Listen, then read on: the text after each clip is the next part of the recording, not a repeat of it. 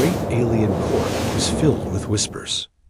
1,000 glowing eyes stared at the lone human standing in the middle of the throne hall. His boots echoed on the shining black stone floor, and the air was heavy with judgment. No sound dared to rise above the silence of the alien nobles. The human's name was Captain Elias Kane, a soldier from Earth. He had fought in forgotten wars, survived impossible battles, and crossed endless stars. Yet now, in this alien palace, his strength felt small. At the far end of the hall sat the alien queen. Her crown of silver light floated above her head. Her robe shimmered like a river of stars. She was not only feared, she was worshipped. Her throne stood tall on a dais, and beside her stood her child, the young heir of the alien empire, small but regal. Its skin glowed faintly, its golden eyes brighter than fire. Every noble in the chamber leaned forward, waiting to hear the queen's judgment. The charge was simple: Elias Kane was a trespasser, a human in a sacred place where no human should stand. Guards with long crystal spears surrounded him. Their armor gleamed, their breathing calm. They waited for the queen's signal, and at any moment his life could end. The queen raised her hand. The hall grew even quieter. She opened her mouth to speak, but before her voice could rise, the child beside her moved. The little alien heir stepped forward, its gaze fixed on the human, and then, with a clear voice that carried across the hall, the child spoke a single word: "Father." The hall shook with gasps. Nobles rose from their seats, some in anger, some in disbelief. The guards froze, their spears trembling in their hands. Even the queen's silver crown flickered with light as she turned sharply toward her child. Elias Kane felt his heart stop. His chest tightened as if the air itself had turned to stone. He looked at the child, and the child's golden eyes looked back at him with certainty. Not fear, not confusion. "Father," the child repeated louder. This time, echoing off the high black walls, the alien court exploded in noise. Nobles shouted, voices clashing like thunder. Some screamed treason, others laughed in scorn, and a few whispered of prophecies. "Impossible," cried one alien noble, his many arms raised. "A human cannot be bound to royal blood." "This is blasphemy," shouted another. "The child is confused. Execute the human at once." But the child clung to Elias with its voice. The young heir did not cry, did not falter. It stood proud, staring at him as though the bond between them was unbreakable. Elias wanted to deny it, to speak, but his throat was dry. He had not seen the child in years, not since that day in the ruins, not since he thought he had left that memory behind. The queen finally rose from her throne. Her eyes glowed with power. Her voice, calm but sharp as a blade, cut through the chaos. "Silence," she commanded. The noise died at once. Every noble lowered their voice. Every guard stood straight. The court trembled under her command. She looked at Elias Kane with a gaze that pierced deeper than any weapon. For a moment, he thought she would order his death. But then, slowly, she looked down at her child, the heir who still pointed at him, calling him father. The queen's expression was unreadable. Was it anger? Was it recognition? Or was it fear? The nobles whispered again, softer this time, as if afraid to disturb the storm building in the queen's eyes. Elias knew the truth was about to break free, the memory of that day, long ago, when he had found the child alone and dying, hidden away where no one dared to look. A secret, he thought, buried forever, was now alive in the middle of this throne room. The queen stepped down from her dais, her silver robes trailing like fire behind her. She approached slowly, each step echoing like a drum of judgment. She stopped in front of Elias. Her presence towered over him. Her voice, when she spoke, was low, dangerous, human. She said, "Explain why my child calls you father." The court waited, breathless. 1,000 eyes burned into him. The guards tightened their grips. The nobles leaned forward, hungry for his death. Elias Cain's mind raced. He could lie, but lies would not save him here. He could stay silent, but silence might mean his execution. And so he looked back at the queen and at the child. And he remembered the promise he had made years ago, to protect the little one no matter the cost. The hall waited. The child's golden eyes shone with trust. The queen's cold eyes demanded the truth. And Elias Cain opened his mouth to speak. The queen's question still echoed in the vast hall. "Explain why my child calls you father." Every noble leaned closer, their faces lit by the glow of the alien fire lamps. The guards tightened the circle around Elias Cain, ready to strike if he spoke a word of disrespect. The silence was sharper than any blade. Elias swallowed hard. His throat felt dry, his chest heavy. He looked once more at the child. The little alien heir had not moved away. Its golden eyes were locked on him with trust, trust that should not exist between a human and a royal heir of the alien throne. His mind drifted back to that day years ago, back to the border war no one spoke of anymore. It was a forgotten battlefield, a place where humans and aliens had clashed until both sides left nothing but ruins and silence. Elias had been a soldier then, younger, reckless, still believing wars had meaning. He was separated from his unit after an ambush. His ship had gone down in the wastelands of the alien world. He had crawled from the wreck with only a broken rifle and a bleeding shoulder. He expected death to come for him, either from the wild creatures or from alien hunters. But instead, he heard a small, weak cry. At first, he thought it was an animal, but when he followed the sound through the ruins, he found something impossible. There, hidden in a collapsed temple, was a child, not human, alien, its small body glowing faintly, its breath shallow, its skin cracked with strange markings of sickness. Elias stared at it in disbelief. A human soldier alone in enemy lands. Staring at the child of the enemy, he should have left it. He should have walked away. That's what a soldier was supposed to do, but he didn't. The cry cut through his heart. The child reached out with trembling hands, too weak to stand against every law, against every order. Elias Cain lifted the child into his arms. It was light, fragile, burning with fever. Its golden eyes flickered open, and for a moment, just a moment, it looked at him not as an enemy, not as a monster, but with the same innocence any child would have. Elias tore his uniform shirt and wrapped the child in it. He searched the ruins, desperate for food, water, anything. He found a small well. He gave the child water drop by drop. He treated its wounds with his last field kit. He told himself it was temporary. He told himself he was just keeping the child alive until they could escape. But days passed, and the bond grew stronger. The child clung to him when it slept, its small hand gripping his finger. It laughed faintly when he tried to whistle an earth tune. It learned the sound of his voice, and then it spoke. The first word the child ever said was "Father." Elias froze. He had not taught it that. He had not expected it, but the child said it again. Looking at him with glowing eyes full of trust, he felt something inside him change that day. He was no longer just a soldier, no longer just a survivor. He had become something more. But the war was not kind. One night, alien searchers came too close. Elias knew he could not protect the child forever. His supplies were gone, his strength fading. His wound had grown worse, so he made a choice. He hid the child deep in the ruins. Wrapped in cloth, he whispered a promise.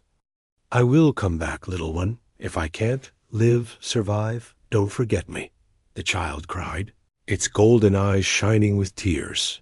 But Elias walked away, leaving a piece of his soul behind.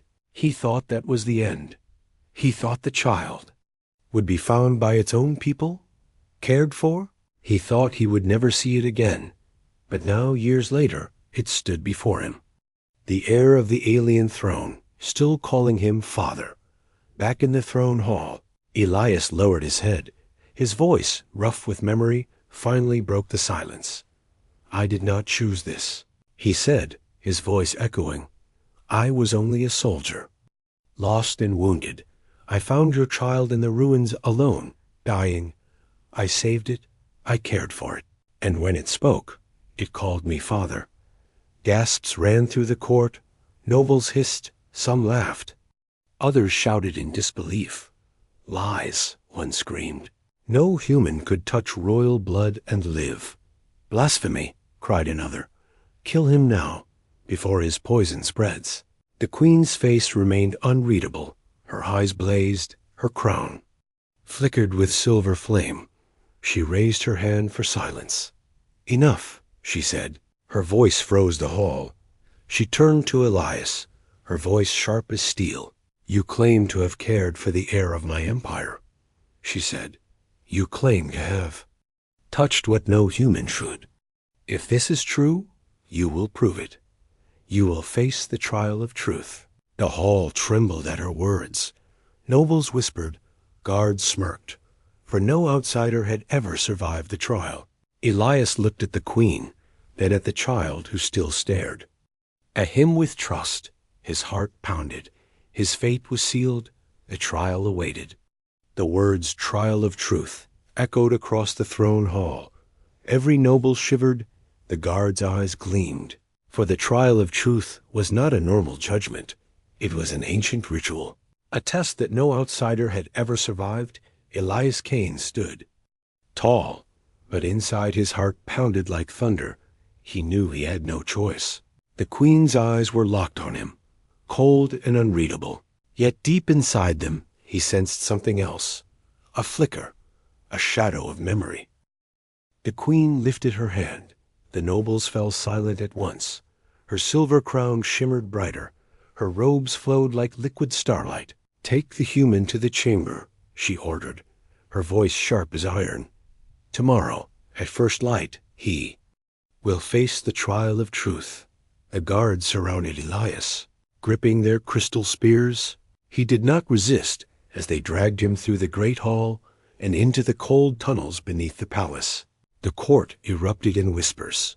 Blasphemy. A human as father to the heir. He will not survive. The trial will kill him. But above the noise, one small voice cut through clear and innocent. "Father," the child called again, reaching for Elias, its golden eyes filled with fear. The nobles gasped at the boldness. Some hissed in rage. Others turned pale. The guards shoved Elias forward, forcing him away. Yet the words stayed with him, echoing through his chest as he was thrown into a dark stone cell. The night was long. Elias sat in silence, his hands bound, his wounds aching. He thought of Earth, of wars fought and lost, of promises broken. He thought of the child in the ruins, its tiny hand gripping his finger, and he thought of the queen. Why had she hesitated? Why had she not ordered his execution at once? A ruler like her did not waste time. She was feared across the stars. Yet something in her eyes had betrayed her calm. He closed his eyes, and memories burned again, how the child had cried when he left, how its eyes had begged him not to go. The guilt weighed heavier than chains at dawn. The guards came. They pulled him from the cell, dragging him through the tunnels toward the trial chamber. But before they reached the great doors, another figure appeared, tall, cloaked in silver light. The guards stopped at once. Lowering their heads, it was the queen. She stood before Elias, her presence filling the hall. For a moment she said nothing, only studied him with sharp, glowing eyes. Finally, she spoke in a low voice, so only he could hear. "Human," she said, "tell me the truth. When you found my child, did you know whose blood it carried?" Elias shook his head, his voice rough but steady. "No," he said. "I only saw a child alone dying. I did what I had to. I saved it. Nothing more." The queen's eyes narrowed. Her silver crown pulsed faintly. "Do you know what it means?" she asked, her voice colder. "For my heir to call you father? Do you know the storm you have unleashed?" Elias stayed silent. His mind raced. He did not understand the full weight of her words, but he saw something in her face, a secret she had kept even from her court. For just a heartbeat, her mask cracked. Behind her cold gaze was something else, fear. She leaned closer, whispering, "Long ago, before you ever set foot on my world, an oracle spoke of this, the prophecy of the bloodline. It was said that the heir of the throne would one day choose a voice from another world, a stranger, a human, and that choice would decide the fate of the empire." Her eyes flashed with anger and doubt. "I never believed it," she hissed. "I thought it was madness. I thought it was impossible.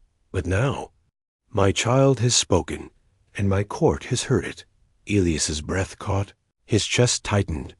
A prophecy. He had never believed in such things. But here he was, trapped in the middle of it. "Why tell me this?" he asked quietly. The queen's face hardened again, her mask returning.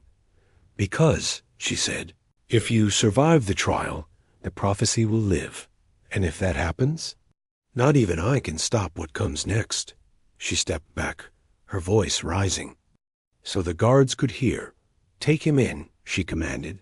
Her mask of power returned, as if the private words had never been spoken. The great doors opened. A blinding light spilled into the hall. The guards shoved Elias forward into the trial chamber. It was vast, circular, its walls carved with glowing runes that pulsed like veins of fire. At the center lay a pit of shifting. Light, alive, dangerous. The nobles filled the high seats above. Whispering, mocking, waiting for the human to die, the queen sat upon her trial throne, her child at her side. The child's golden eyes met his, filled with silent pleading. The queen raised her hand. Her voice thundered across the chamber. "By the law of our ancestors, this human will face the trial of truth. If he lies, the light will consume him. If he speaks truth, the light will let him live." The nobles cheered, eager for blood. The guards forced Elias to his knees before the glowing pit. The queen's voice cut through the noise. Sharp as a blade. "Human," she said, "speak your truth. Tell this court why my heir calls you father." The runes burned brighter. The pit of light hissed, waiting. Elias's heart thundered. He looked up at the queen, then at the child who still watched him with trust. He felt the weight of the prophecy, the eyes of 1,000 enemies, the fire of death waiting to burn him alive. And slowly he opened his mouth to speak. The trial chamber was silent. Every noble leaned forward. Every guard tightened their grip on their spears. The glowing pit pulsed like a living heart, ready to burn Elias alive. The queen's voice thundered, "Speak, human. Speak your truth." Elias Kane's throat was dry. He knew every word mattered. The runes glowed brighter, the pit hissing like fire hungry for flesh. He looked at the child, its golden eyes locked on him, trusting, innocent. Then he looked at the queen, her face carved from stone, hiding fear behind power. Elias took a deep breath. "I saved the child because it was alone," he said, his voice steady. "I did not care about blood or throne or prophecy. I saw a child, and I could not walk away." The runes flared with a blinding light. The nobles gasped, shielding their eyes. Then suddenly the light softened, turning calm, almost gentle. The pit accepted his words. The queen's hand trembled slightly on the throne. The prophecy was real. The trial had spoken. But before the silence could settle, a roar of voices rose from the noble seats. "Lies!" one noble spat, his scaled face twisted with fury. "He tricks the trial," another shouted. "No human speaks truth. It is corruption." The chamber exploded with rage. Nobles slammed their fists, their voices like thunder. Some demanded Elias's death, Others demanded the queen explain herself. The queen rose slowly, her crown burning with silver. "Fire, the trial has spoken," she said coldly. "He lives." Her words were law. But the chamber did not calm. Instead, the whispers grew darker, sharper, like blades in the shadows dot in the high balcony. Away from the throne, a circle of nobles leaned together. Their robes shimmered with jewels, their eyes burning with greed. "This cannot stand," one hissed. "The prophecy is awakening," another replied. "If the heir calls him father, he may claim power over the throne itself." They whispered faster, plotting. "If the queen protects him, then she has betrayed us all. Perhaps she has betrayed us for years." Their words spread like poison. Rumors flowed from seat to seat, faster than light. Soon the chamber was not just against the human, it was against the queen herself. The queen saw it. Her sharp eyes caught the whispers, the hidden smiles of her enemies. She had ruled for centuries, and she knew when rebellion was growing. Her jaw tightened. If she showed weakness now, her throne would fall. The guards pulled Elias back from the pit, but before they could drag him out, a voice echoed across the chamber. "Wait." Every head turned. From the noble seats, a tall figure stepped forward, his armor dark as obsidian, his eyes like burning coals. Was Lord Varric, warlord of the eastern fleets, one of the most feared nobles in the empire. He pointed a clawed hand at Elias. "If he truly speaks truth, let him prove it in blood." The crowd roared in approval. "Yes, in blood." Trial of combat. Let the human die as he should. Elias's fists clenched. He had expected hatred, but not this hunger for his death. The queen's gaze flickered. For a moment she seemed ready to refuse, but then her child tugged at her sleeve, whispering something only she could hear. Her face turned pale. She rose again, her voice shaking the chamber. "So be it," she declared. "Tomorrow at dawn, the human will face the trial of blades." The chamber exploded with savage joy. The nobles howled, some slamming weapons on the floor in rhythm. The trial of blades was no judgment. It was death. The guards dragged Elias away, but as they pushed him through the doors, he caught one last look at the queen. For the first time, he saw not just a ruler, not just a mask of steel, but a woman trapped between prophecy and power. Her eyes said what her lips could not. Survive. In the cold dungeon once more, Elias sat in silence. His body ached, his mind burned. The child's voice still echoed in his chest. "Father." The queen's whisper haunted him. "Survive." And the noble's cries thundered in his ears. "Die." He was only one man, a soldier, a human. But tomorrow he would face alien warriors trained for centuries. He closed his eyes and breathed deep. If this was the end, he would not crawl. He would not beg. He would fight. And somewhere deep inside, beyond fear, beyond pain, a spark lit in his heart. The nobles thought they had sentenced him to death. But Elias Cain had survived worse than warlords, worse than blades, worse than destiny. And tomorrow, the galaxy would see why humans were never meant to be underestimated.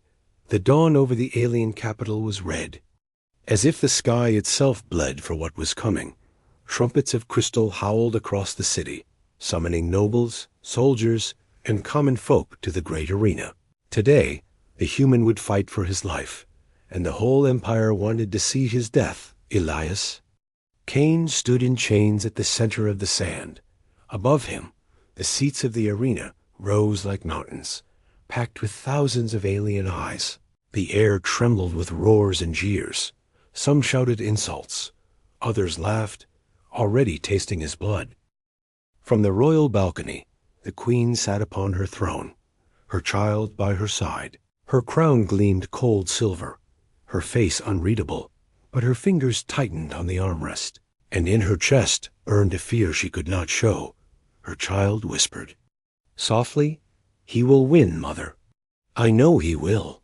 Elias looked up once, meeting the child's eyes. That small hope was the only light in this sea of hate. He whispered to himself, steadying his breath, "Not for me." For them, the arena gates opened, and from the shadows stepped Lord Varric. His armor was black as night, his claws sharpened like blades. He carried a spear that shimmered with burning runes. The crowd erupted, chanting his name like thunder. Varric spread his arms, laughing, "Behold the prophecy's so-called father." He mocked, "Let the human prove his worth. If he can survive a single strike." The nobles howled with joy, banging their weapons on the stone. The guards unlocked Elias's chains and shoved a weapon into his hands. A blade, old and battered, its edge dull. It was not a gift, it was an insult. A broken tool for a man already marked for death. Elias gripped it anyway. He had fought with worse in his soldier's past. A weapon was only steel. What mattered was the hand that held it. The gong sounded, shaking the arena. Varric charged forward, faster than Elias expected, his spear slicing the air. Elias rolled aside, the sand spraying around him. The spear smashed into the ground where he had stood, cracking stone. The crowd roared in delight. Hungry for blood, Varric spun, his spear sweeping like a storm. Elias raised his blade, blocking, but the force hurled him back, scraping across the sand. Pain shot through his arms, but he held on, teeth gritted. Is this all the prophecy offers? Varric sneered. A fragile human with a broken sword? The nobles laughed, voices sharp like knives. But Elias said nothing. He pushed himself up, his body shaking. Then he breathed deep, calm, steady, remembering every drill, every battlefield, every moment of war. He had not survived because he was stronger. He had survived because he refused to die. Varric struck again, spear flashing like lightning. This time Elias did not dodge. He stepped in close, too close for the spear's full swing. His broken blade scraped along the shaft. Deflecting the strike, Varric snarled and pulled back. But Elias twisted. He slashed upward, not with strength, but with timing. The dull blade scraped across Varric's armor, sparks flying. The crowd gasped. He had drawn blood, a thin line. Across the warlord's cheek, Varric's eyes burned with rage. "You dare?" He roared, his voice echoing across the arena. He attacked with fury now, spear strikes raining like thunder. Elias dodged, blocked, staggered, each move slower, each breath heavier. The queen leaned forward on her throne, her heart pounding. The nobles laughed louder, betting on how many strikes until the human fell. But Elias's eyes stayed sharp. Every strike, every move of Varric's spear, he was studying, looking for weakness, waiting for the one moment that would decide everything. At last it came. Varric lunged with full force, his spear aimed straight for Elias's chest. The crowd rose to its feet, certain of the kill, but Elias dropped low, sand exploding around him. The spear missed by inches. Elias surged upward, his blade stabbing into the gap beneath Varric's arm. The broken edge tore through flesh. Varric roared in pain, stumbling back, blood dark and thick staining his armor. The arena fell silent for a breath. A human drew blood from their warlord. Then chaos erupted. Half the crowd screamed in fury, half shouted in shock. The child clapped their small hands, shouting, "Father wins." The queen's eyes widened, hope and terror tangled in her chest. Varric dropped his spear and ripped it back with his other hand, his claws flashing. Elias barely twisted aside, the claws raking across his shoulder. Blood spilling, pain burned through him, but he refused to fall. They circled each other now, both bleeding, both breathing heavy. Two warriors, one human, one alien lord. The prophecy had not chosen strength of flesh, it had chosen strength of will. And Elias Cain, battered soldier of earth, still stood, The gong thundered again, marking the pause. The first round was over. The arena was in uproar, some demanding Elias's death, others whispering that the prophecy might be real. The queen rose from her throne, her voice cutting through the storm. The trial continues, she declared. Tomorrow, the second round begins. Her eyes locked on Elias, and in that silent gaze, he saw the truth. This was no simple test. This was a war of destiny, and he was right in the center of it.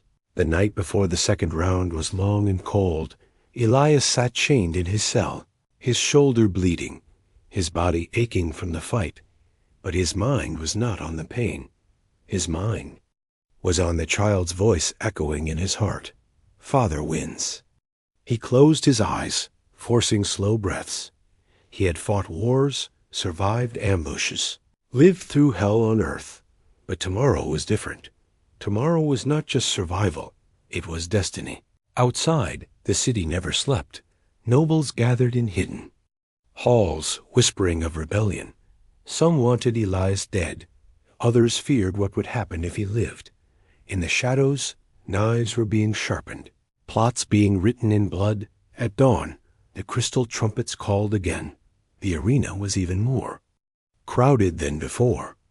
Nobles, soldiers, and even commoners filled the seats, desperate to see what fate would decide. Some chanted for Lord Varric, others chanted for blood, but a few, just a few, whispered of the prophecy, that the child's father would not fall.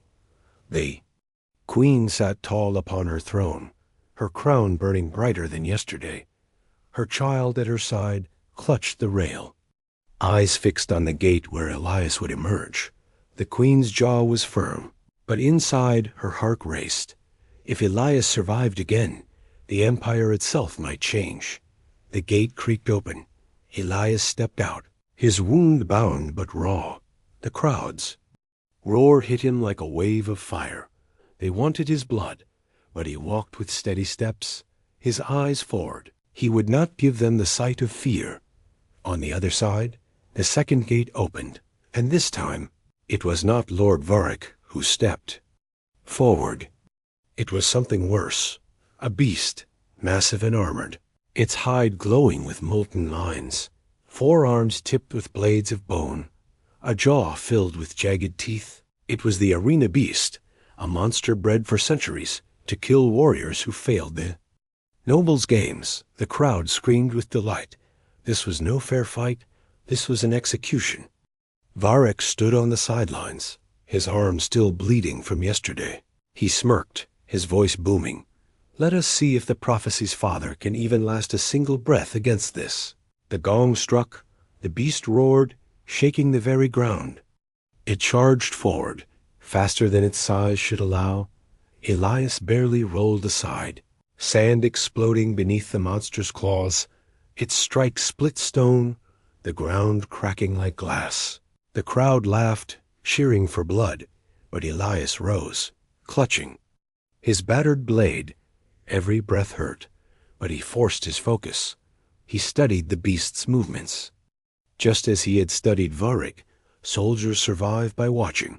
Waiting, timing, the beast swung, claws tearing the air. Elias ducked low, sliding beneath its arm. He slashed upward at the glowing lines on its hide. Sparks flew, the blade cutting. Shallow. The beast screamed, but it was not enough. The monster turned, one arm backhanding Elias across the arena. He hit the sand hard, coughing blood, his vision swimming. The crowd roared with savage joy. The queen's hand tightened on the throne so hard her knuckles went white. The child cried out, "Get up, father! Get up!" Elias spat blood, dragging himself to his feet. His body screamed at him to stay down, but his will burned hotter than his wounds. He raised the broken blade again. He would not crawl. The beast charged once more, but this time Elias did not run. He stood firm, eyes sharp. At the last second, he dodged aside. The beast's own weight carried it forward, its claws burying deep into the stone wall. The crowd gasped as the monster struggled. Its arms stuck, Elias seized the chance, running up its trapped limb like a soldier scaling rubble. With a roar, he drove his blade deep into the glowing line across its neck. The steel sank, sparks and fire exploding outward. The beast shrieked, its body convulsing. It smashed itself against the wall, trying to dislodge him. Elias held on, teeth gritted, shoving the blade deeper until, with a burst of fire, the monster's body collapsed. Its glow flickering out, the arena fell into stunned silence. The human killed the beast. Then, like storm breaking, the crowd erupted. Some screamed in disbelief, others in fury, but whispers spread faster than shouts. The prophecy, the prophecy, the prophecy. On the balcony, the queen's child cheered, clapping with joy. The queen herself remained still, but her eyes burned with a fire the nobles had never seen. Inside her chest, she knew. Elias was no accident. Fate had chosen him. But in the shadows, Lord Varek's face twisted with rage. He turned to the nobles around. Him, his voice a venomous hiss. Can you not see? If he lives, the throne is no longer ours. The prophecy will crown him, and her with him. The nobles nodded, fear and greed mixing in their eyes. And so, before the queen could act, before the arena could even settle, they began to plot his death, not in combat, but in secret, in poison, in shadow, in steel unseen. Back in his cell, Elias collapsed onto the cold floor. His wounds burned, his body broken, but he was alive. The child's voice echoed in his head. Father wins. But Elias knew survival had only painted a target on his back. The court would not stop. The nobles would not rest. And soon, their blades would reach for him in the dark.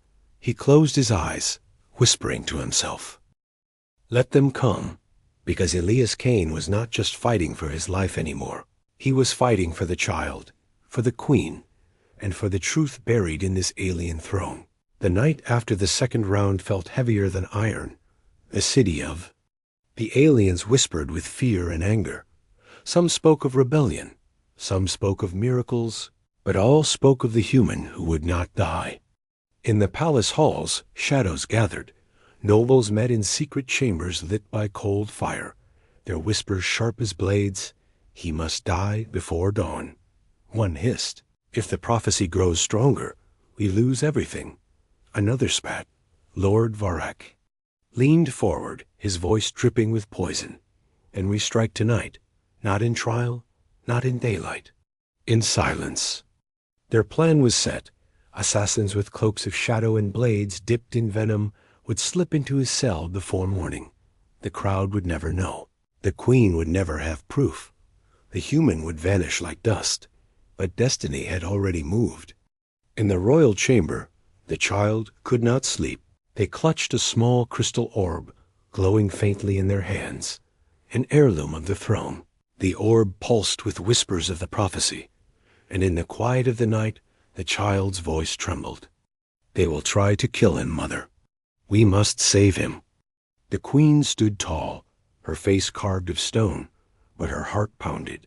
To interfere now was to expose her own weakness, to risk open war with her court. Yet when she looked into her child's golden eyes, she saw the truth she had tried to deny. The prophecy was no lie. The human was no accident. And if she failed to protect him, the empire itself would crumble. With a silent gesture, she summoned her most loyal guards. "Go to the dungeons," she ordered. "Do not fail me." In the cell below, Elias stirred. A strange sound woke him. Footsteps. Too soft to be guards, too sharp to be friendly. He opened his eyes to see shadows slip through the bars, daggers glinting in the dark.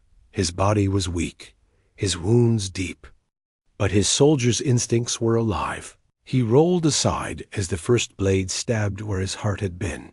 The cell erupted in chaos, assassins swarming like wolves. Elias fought with chains still on his wrists.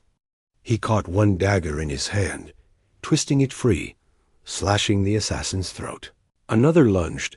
Elias blocked with the chain, wrapping it around the killer's arm and snapping it with brutal force. But there were too many. A blade cut across his back. Another sliced his thigh. Blood spilled, hot and heavy. His vision blurred. The assassin smiled, certain of his end. But then the cell doors burst open. The Queen's loyal guards stormed. In, steel flashing, the assassins hissed and scattered, some killed, others fleeing into the shadows. Elias slumped against the wall, barely breathing.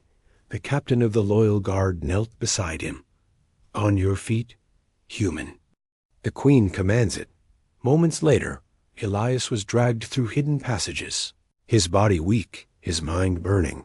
At last he stood in the Queen's private chamber. The child rushed to him, throwing small arms around his bloodied waist. You lived. They cried, their voice pure with joy. The Queen rose, her silver crown dim in the torchlight. She looked at him not as a prisoner, not as an enemy, but as the man fate had brought to her throne. You were supposed to die in the trial. She said softly, yet you lived, again and again. The prophecy chooses you. I cannot deny it any longer. Elias forced a weak laugh, blood dripping from his lip. I didn't live for prophecy, he whispered. I lived because your child needed me. The Queen's mask cracked, if only for a moment. In her chest, something old and hidden stirred. Respect, fear, and something else she dared not name. Before another word could pass, the palace shook. An explosion tore through the outer walls, the sound of war echoing through the city. The nobles had made their move. Rebellion had begun.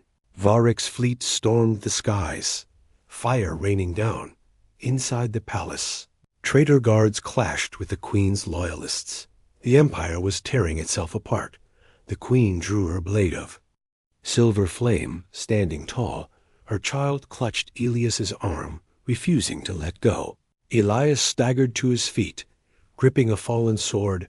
His body was broken, but his will burned like fire. You should run. The Queen said coldly, You've done enough. But Elias shook his head. I don't run. Not when a child calls me father. The throne room doors burst open. Barik himself stormed in, armored in black steel, eyes burning with hate. Behind him poured traitor nobles and soldiers, their blades gleaming. The final battle had come. Kill the human, Varric roared, and burn the prophecy with him. Elias stepped forward, blood dripping onto the stone. Though he could barely stand, his presence silenced the hall. He lifted his sword, his voice steady. You want me dead? Come and try.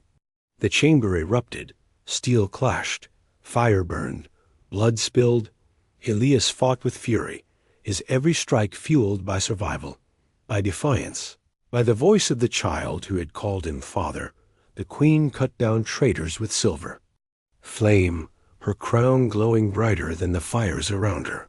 The child's crystal orb pulsed in their hands, and suddenly light filled the throne room. The prophecy awoke. Golden fire erupted from the orb, wrapping Elias in its light.